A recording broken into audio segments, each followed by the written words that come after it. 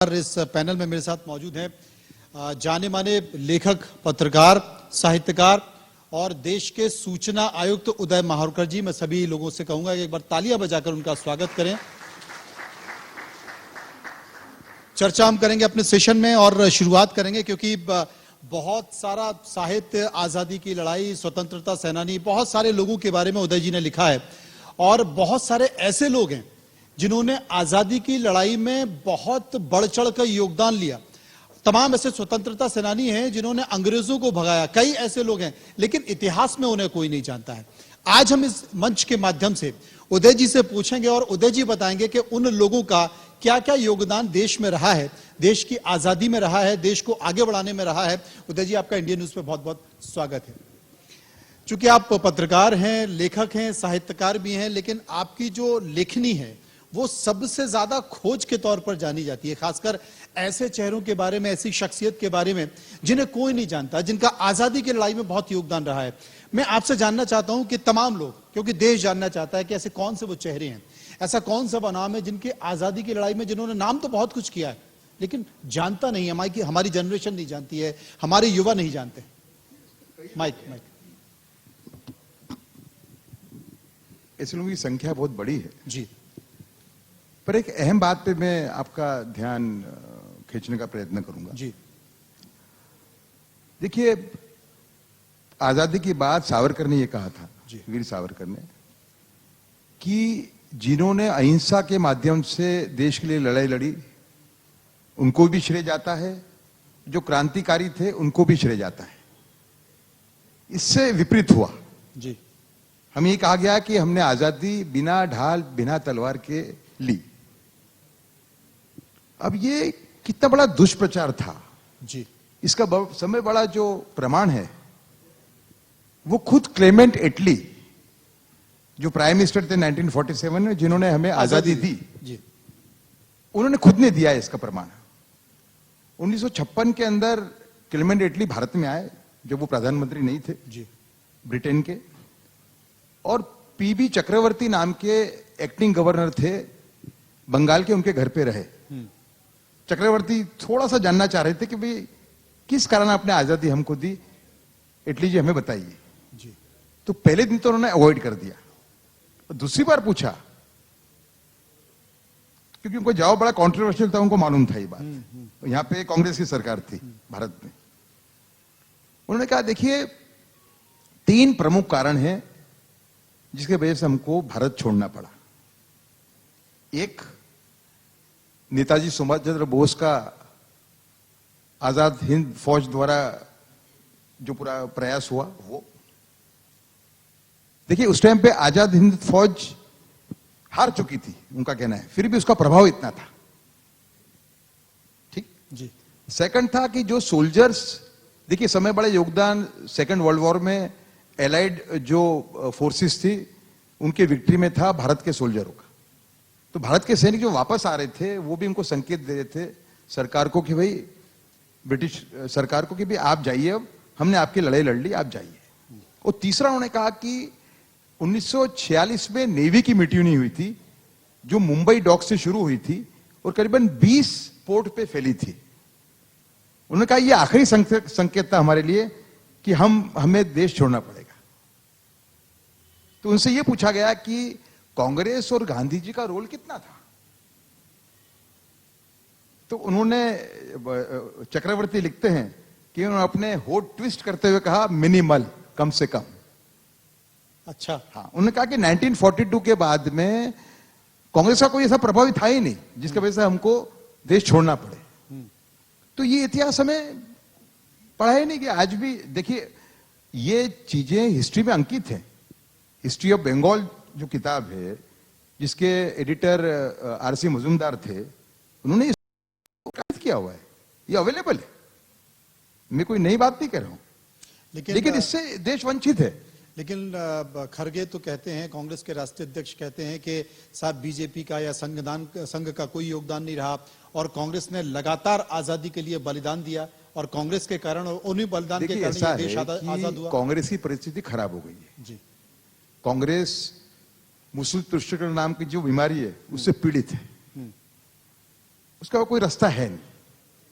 आपने इससे अच्छा वो सावरकर से प्रेरणा ले, सावरकर ने कहा था कि जिन्होंने अहिंसा के माध्यम से लड़ाई लड़ी उनको भी श्रेय जाना चाहिए, और जो क्रांतिकारी हैं उनको भी जाना चाहिए।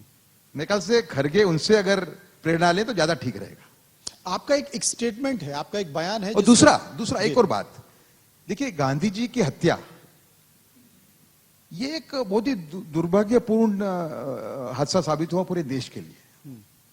इसका लाभ उठाया ऐसे लोगों ने जिनका भारत की संस्कृति में विश्वास नहीं था या तो कम था। वो पूरा लाभ उन लोगों को मिला। तो 60 साल तक देश के अंदर, मैं ये नहीं कहता कि अच्छे काम नहीं हुए, लेकिन एक डिस्टॉर्टेड हिस्ट्री पढ़ाई गई लोगों को।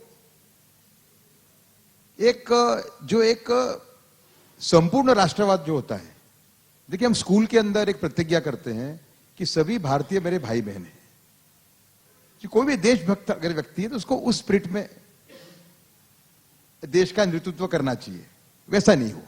आप ये मानते हैं कि जो देश की जो शिक्षा नीति है या देश की पिछली जो शिक्षा, उनका पाठ्यक्रम है, चाहे वो हिस्ट्री को लेकर हो, इतिहास को लेकर हो, उसे तोड़ा मड़ोड़ा गया है, उसमें बदलाव किए गए, उसे अपने हिसाब से दिखाया गया, सजोया गया? आप देखिए कि मध्यकाल के जो मुस्लिम आक्रमणकार हो गए जी, वो लोधी हो, तुगलक हो, खलजी हो, उनके जो बेशुमार जो अत्याचार थे हिंदुओं पे, उसको ढांका गया। कुछ लोगों को पुरुषार्थ वाले सुल्तान थे ऐसा कहा गया, है ना। जबकि इस हकीकत यह है कि औरंगजेब के एक कट्टरवादी का प्रतीक है हमारे सामने। औरंगजेब के मुकाबले जिन लोगों का नाम मैं ले रहा हूं, उनका कट्टरवाद औरंगजेब से 2 या 3 गुना था। जी, क्या होना चाहिए था? देखिए मुसलमान समाज के अंदर भी देशभक्त पैदा हुए, है ना। इब्राहिम खान गारदी, पानीपत की लड़ाई में इब्राहिम खान गारदी जो मराठों को वफादार रहे थे, आप उनको हीरो बना सकते थे। ऐसे काम है, लेकिन आपने नहीं किया। और देश के तमाम ऐसे स्मारक हैं, देश की तमाम ऐसी सड़कें हैं जिनका नाम आक्रांताओं के नाम पर है, अत्याचारियों के नाम पर है। मेरी जो पुस्तक है वीर सावरकर के ऊपर, कि वीर सावरकर जो भारत का विभाजन रोक सकते थे जी, उसके उसके अंदर इसका मैंने उदाहरण दिया है, उनकी विजन को इंटरप्रेट करते हुए। मैंने इसमें कहा है कि ये जो आक्रांताओं के नाम पे जो रोड है दिल्ली में, क्यों ना हम देशभक्त मुसलमानों के नाम पे उनको रख दें। जी, हाँ, बहादुर शाह जफर पे होना चाहिए, अकबर के नाम पे होना चाहिए। अकबर के नाम पे भी जो एक, मैं दूसरी साइड की बात करूं, उनको भी जो विलन दिखाने का प्रयास किया जाता है, वो भी मेरे ख्याल से अतिशक्ति है। क्योंकि भारत के अंदर जो अत्याचार हुए मुसलमानों पे, हिंदुओं पे, मुसलमान आक्रांताओं के द्वारा, उसको कोई ने उसको बंद करने का प्रयास किया तो वो अकबर थे। उन्होंने जजिया टैक्स विड्रॉ किया जी, उन्हें मंदिर तोड़ने पे रोक लगाई। तो अकबर को आप 100 में से, मैं अगर 70 मार्क देता हूं, आप 60 दीजिए, पर आपको 60 मार्क देने पड़ेंगे उनको। उदय जी, चूंकि आजकल की राजनीति में नाम सावरकर का काफी चल रहा है और उस पर पक्ष विपक्ष भी लगातार बयानबाजी कर रहा है, लेकिन आपका मैंने बयान भी देखा है। आप जब कहते हैं कि आज के समय में सावरकर की डिमांड बढ़ गई है, वो क्यों कहते हैं, कैसे कहते हैं? देखिए ऐसा है कि वीर सावरकर को अभी तक जो देश ने देखा है वो एक क्रांतिकारी के रूप में देखा है। पर मैंने जब वीर सावरकर का अध्ययन शुरू किया 1996 में, वो जो मेरे पास जो प्रमाण है, जो मैंने उनका अध्ययन किया, उससे मेरे मन में ये भाव पैदा हुआ, जिस आधार पे ये किताब आधारित है मेरी। जो मुझे लगा कि वीर सावरकर भारत की एकता और अखंडता के समय बड़े प्रतीक थे, और वो उनको हमें हमारी राष्ट्रीय सुरक्षा का पितामह के रूप में देखना चाहिए।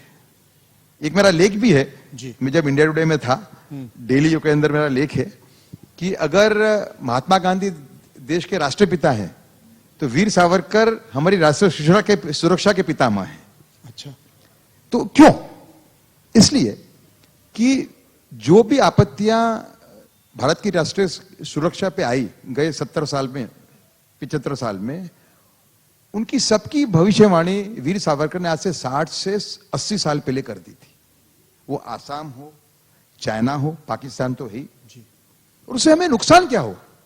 देखिए 1965 के युद्ध के अंदर भारत की जो सेना है, जाट रेजिमेंट, वो लाहौर से सिर्फ 13 किलोमीटर दूर था और हमने युद्ध विराम स्वीकार कर लिया। हमें लाहौर को कब्जे कर लेना चाहिए था, ठीक है। और ताशकंद में जो था वो भी हमने वापस दे दिया। देखिए, लाल बहादुर शास्त्री की देशभक्ति के बारे में कोई वो नहीं है, और वो मतलब उन्होंने काफी प्रयास किया, लेकिन वो भी जो गांधी जो इनकी जो सेल्फ पैसिफिस्ट आइडियोलॉजी है उससे अपने आप को पूरी तरह से अलग नहीं कर पाए, वरना हमने लाहौर कैप्चर कर लिया होता और ताशकंद ने जो दे दिया इतना दिया ना होता। 71 के वॉर में श्रीमती गांधी ने जब बांग्लादेश के 2 टुकड़े किए तो हमें ऐसा लगा कि एक दूसरा सावरकर पैदा हो गया जी। लेकिन अगले साल शिमला एग्रीमेंट के अंदर 93,000 बंदी पाकिस्तानी सोल्जर होने के बावजूद हम पाकिस्तान ऑक्यूपाइड कश्मीर वापस नहीं ले पाए। और तो और 3 तालुका जो हमने सिंध में जीते थे, जो मुस्लिम हिंदू प्रभावित तालुका थे, वो हमने वापस दे दिए। फलस्वरूप वहां से जो हिंदू डरे हुए थे, 1,000 लोगों का माइग्रेशन हुआ है भारत में 71 वॉर के बाद। तो सावरकर के विजन से दूर रख के देश ने अपना कितना मैं राष्ट्रीय सुरक्षा की बात कर रहा हूं। देखिए, गांधी जी का भी बड़ा योगदान है, लेकिन राष्ट्रीय सुरक्षा के अंदर हमें वीर सावरकर को हमारी राष्ट्रीय सुरक्षा का पितामह के रूप में हमें स्वीकारना पड़ेगा, ऐसा मेरा कहना है। वीर सावरकर को राष्ट्रपिता महात्मा गांधी के समकक्ष बताने का प्रयास कर रहे हैं, लेकिन हाल ही में राहुल गांधी की भारत जोड़ो यात्रा हुई थी और भारत जोड़ो यात्रा में वीर सावरकर के बारे में राहुल गांधी ने क्या कहा ये आप भी जानते हैं। वो ये भी बताते हैं कि सावरकर जी तो अंग्रेजों से डर गए, उन्होंने माफी मांग ली।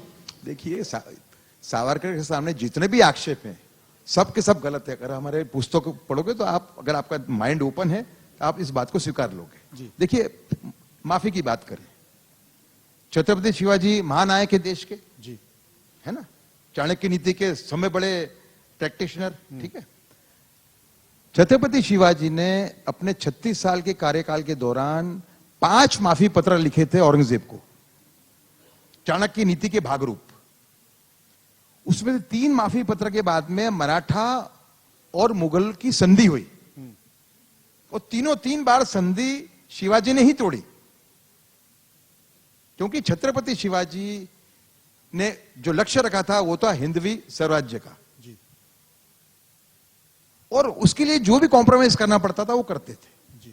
तो सावरकर ने भी, पहली बात तो सावरकर ने माफी पत्र छुपाए नहीं है। माय ट्रांसपोर्टेशन फॉर लाइफ उनकी जो किताब है उसमें उसका उल्लेख है। एक दूसरी किताब है मराठी में उनकी, अंधकार से अंडमान के अंधेरे से, उसके अंदर इसका उल्लेख है। उसमें तो वो कहते हैं कि मैं जो मेरे समकक्ष जो क्रांतिकारी थे जेल के अंदर, उनको समझाता था कि देखो शिवाजी जैसे व्यक्ति ने भी ये रास्ता अपनाया था। और दूसरा समय बड़ी बात कि जो क्रेडॉक नाम के अधिकारी थे उस टाइम पे, होम मेंबर थे, वो 1913 में एक लेटर लिखते हैं जेल अथॉरिटीज को अंडमान के अंदर, जब सावरकर भी वहां पे हैं। वो लिखते हैं कि भाई देखिए, जो लोग 5 साल कठोर कारावास में गुजार चुके हैं उनको जेल के बाहर समुद्र के किनारे रहने की छूट दी जाए, लेकिन साथ में लिखते हैं ये छूट सावरकर को मत देना। अगर सावरकर को छूट दी तो सावरकर के क्रांतिकारी मित्र कई हैं यूरोप के अंदर, भारतीय मूल के, वो एक वाहन लेके आएंगे और सावरकर को यहां से भाग के ले जाएंगे। तो ये इनके आक्षेप सरासर गलत है।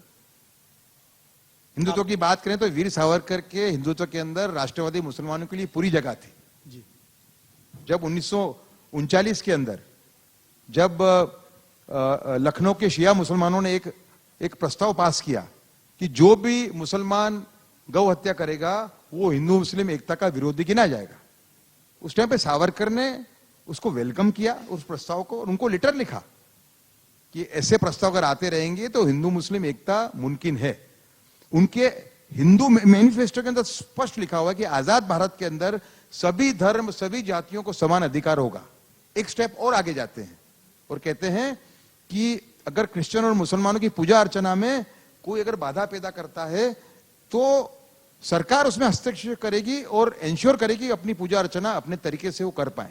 लेकिन साथ में वार्निंग देते हैं कि लेकिन अल्पसंख्यकवाद के नाम पे भारत दूसरा देश बनने की अनुमति नहीं देगा। और यही हुआ 1947 के अंदर जो भारत का विभाजन हुआ, उसके दो मुख्य कारण थे। एक था कांग्रेस का हिंदू मुस्लिम एकता का मॉडल, जिसको मैं कहता हूं हिंदू मुस्लिम एकता एट हिंदू कॉस्ट, और दूसरा उसका कारण था संपूर्ण अहिंसा। जो कांग्रेस की और गांधी जी की जो अहिंसा की जो परिभाषा थी, डेफिनेशन था, वो तो जैन और महावीर ने भी, महावीर और बुद्ध ने भी नहीं किया है। उन्हें ये कहा है कि कोई आप पे अगर आक्रमण करता है तो प्रतिकार करने का आप पे अधिकार है। लेकिन गांधी जी ने यह कहा कि आपको कोई मारता है तो आप मार खाते जाओ। तो ये दो कारण थे भारत की आजादी के, भारत की विभाजन के दो कारण, ये मुख्य कारण थे। और 1957 के अंदर कांग्रेस ने केरला के अंदर केरला मुस्लिम लीग के साथ समझौता किया, सिर्फ 10 साल में, ऐसे लोगों से जो भारत के विभाजन के लिए जिनका जो मेन लोग थे। आप समझे? बिल्कुल आपने सही कहा। लेकिन मधुकर जी, तमाम ऐसी हिंदुस्तान की बहुत सारी परिभाषाएं हैं जिनका हम जिक्र कर सकते हैं। आप एक देश के बहुत महत्वपूर्ण पद पर भी हैं, आप सूचना आयुक्त हैं, और पत्रकारों के या जर्नलिज्म का जो सबसे बड़ा हथियार होता है वो सूचना ही होती है। आप सूचना आयुक्त अब बने हैं, और सूचना का कानून जो है इस देश में एक शक्ति माना जाता है, एक बड़ा हथियार माना जाता है। आपको क्या लगता है, बतौर सूचना आयुक्त इस वक्त आप मौजूद हैं, आपको लगता है कि इस देश में सूचना के अधिकार कानून का सही इस्तेमाल हो रहा है, सरकारें उसकी सही जानकारियां दे रही हैं? देखिए, मेरा जो 2 साल का अनुभव है, मैं सूचना आयोग के बारे में कुछ ज्यादा जानकारी नहीं थी मुझे जी, कि मेरा 2 साल का अनुभव है, उसमें मुझे लगता है कि ये आरटीआई लॉ, ये लोगों को न्याय देने का एक बहुत बड़ा माध्यम है जी। हाँ, इसमें ब्लैकमेलर टाइप के एक्टिविस्ट घूमते हैं, उनको कंट्रोल करना पड़ता है ना। पॉलिटिकल लोग भी इसमें आ जाते हैं, जिनकी संख्या अब कम हुई है ना। लेकिन मैं स्पष्ट मानता हूं कि न्याय की जो प्रक्रिया है देश के अंदर, उसमें आरटीआई का एक अहम रोल है, और ये मुझे प्रमाण रोज के रोज मिलते रहते हैं। तो आरटीआई का जो लॉ है वो बड़ा, it is a very public centric law, number 1 है ना। और दूसरा, इसका उपयोग भी बहुत अच्छी तरह हो रहा है। आज जो बातें कुछ लोग फैला रहे हैं कि भाई इसका उपयोग बराबर नहीं हो रहा, गलत बात है। बहुत अच्छा उपयोग हो रहा है, डिस्पोजल बड़ा है, न्याय देने की जो पूरी एक महत्ता है, सूचना को प्राप्त करवा के, लेजिटिमेट इंफॉर्मेशन को प्राप्त करवा के, वो भी बड़ी है।